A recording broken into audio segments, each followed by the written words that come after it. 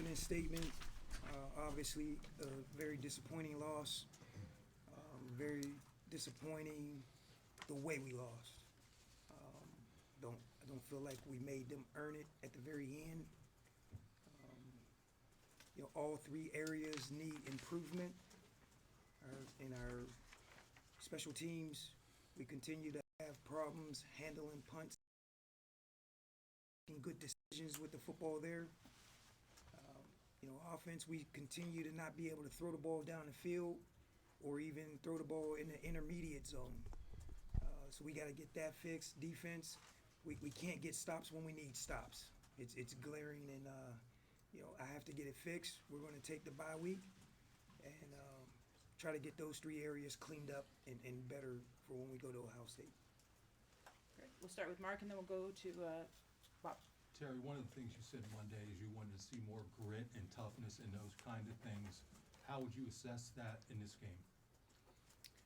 I don't think anyone in that stadium would say they didn't see that. I think our guys played hard. I think our guys left it out there. I think they gave everything. There was nobody that turned anything down. There was no one that didn't give great effort. We just have to execute better. That's where our problem is, and that's my job to get it fixed. I'm super proud of those guys and the way they played. We just got to clean it up so that we can finish games. Bob, then Audrey. Terry, you also talked earlier in the weeks about getting things fixed at the line of scrimmage. That's the game's won up front, O-line, D-line. Your thoughts on the O-line without Venga tonight? Two guards kind of, he's one of your better linemen, but also issues against the run again. And did that ever influence some of your fourth down calls, especially late, because you were maybe worried about not being able to stop the run? Yeah, I thought our offensive line did a nice job. Katron had a great game. He was running the ball effectively. He had 0 carries for negative yards. Everything was positive, 28 touches. I'm super proud of those guys for that. I think we might have had 1 sack, I think the stats read. So we protected, when we went to throw. We just have to be able to push the ball. It's tough. I'm a DB guy by nature. It's tough when the secondary is sitting on your intermediate zones. There's no separation. Every throw's got to be in a tight window. So we just have to be able to push the ball down the field to make that better. Audrey, then Todd. Terry, what did you think of the game you got from Gronk, and also why use Smolik tonight, and what maybe excited you guys about him? Yeah, I thought Ethan played a pretty solid game. Obviously, he had the 2 interceptions. The 1 interception, down by the 4-yard line. That wasn't a bad interception. That's like a punt. I mean, that was like pinning them back. It turned out to be a positive. The second interception, right before the half, we tried to force a slant in there. He's just trying to make a play. So, the ball was tipped and intercepted. I thought his game was solid. I thought he managed the line of scrimmage and the calls at the line of scrimmage. He handled the crowd. The crowd was electric. We didn't have any miscues with communication at the line of scrimmage, so he did a terrific job with that. I'm super excited. He used his legs on some critical third downs and second down runs to move the sticks.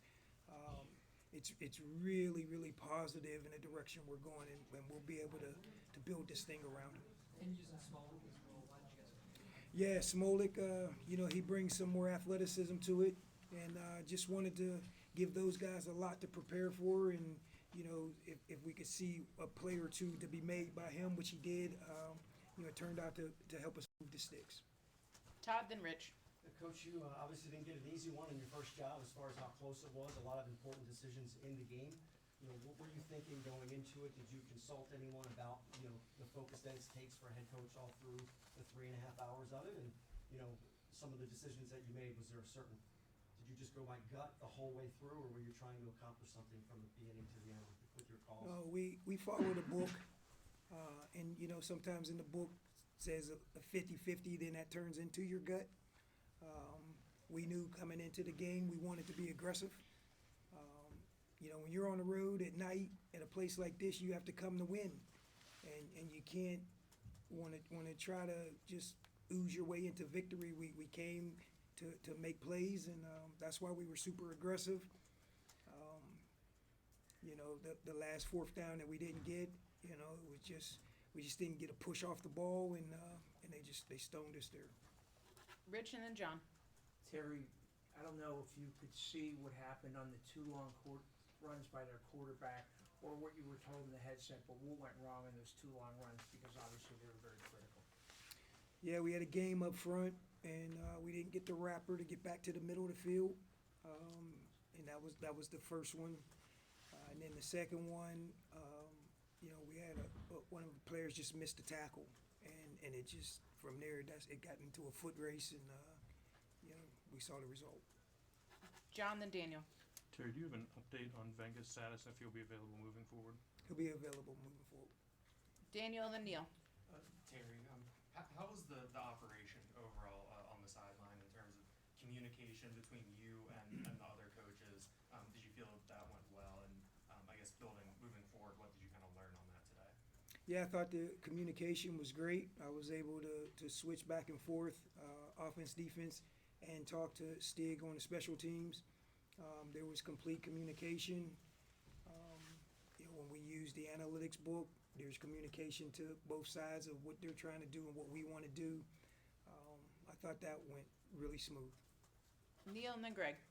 Terry, the 4th and 1 where you guys ran, Luke, could you take us through that one? And also, what was the if on your shirts? What did that represent? Yeah, the 4th and 1, you know, we had a call that we thought would work. We thought we'd get a little bit more push, and we didn't get the initial push, and then it just failed, simply put. The if is, you know, it's a belief. It's infinite possibilities. It's, you know, if we focus, if we play harder, if we buy into each other, it means a lot of different things, and it gave us this endless, limitless of possibilities of the outcome, right? And so we did some really, really good things tonight. The big thing we have to learn is finish. That has been a problem right now, and we have to learn to play four quarters and finish at the end. Last two, Greg and then Mark. Coach, you said on Wednesday that you felt like if guys could change the game, you wanted to get them on the field. Do you feel like you guys did that effectively enough tonight, especially on offense? Yeah, you know, we played a couple of younger receivers. You know, Kobe had a catch in there. We'll continue to push those guys to get more as we develop this pass game. You know, we got to develop Ethan to be able to utilize the pass game and be comfortable with it. You know, we're trying to find the playmakers and get the best guys on the field that can make the plays. That's what my job is, to get those guys out there. And you know, I thought those young guys did a decent job for the reps that they got. Mark? Terry, did you guys have a chance to watch Coach Franklin's interview on game day this morning, and how did that maybe, you build something around your day to do that? No, I didn't see it. Some people told me some snippets of it, but I don't have a comment. I didn't see it to be accurate what I heard, what they told me. Thank you, Coach. Thank you. We're going to do players out on the field.